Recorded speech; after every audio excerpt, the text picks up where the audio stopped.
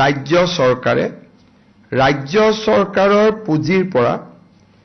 33,656 গৰাকী আশা কৰ্মী আৰু 2,570 গৰাকী আশা সুপাৰভাইজাৰক একোখনকৈ স্কুটি দিয়াৰ বাবে সিদ্ধান্ত গ্ৰহণ কৰিছে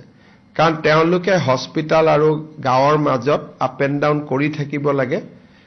তেওঁলোকৰ যাতায়াত বহুখিনি যাতায়াত কৰিব লাগে সেই কাৰণে আমি তেওঁলোকক আশা এক্সপ্ৰেছ যেনেকৈ আমি এএছআৰএলএমত কাম কৰা জীৱিকা সখী বাইদেউসকলক সখী এক্সপ্ৰেছ দিছিলোঁ এওঁলোকক আমি আশা এক্সপ্ৰেছ দিম যাৰ জৰিয়তে 33,656 গৰাকী আশা কৰ্মীয়ে একোখন স্কুটি পাব আৰু 2,570 গৰাকী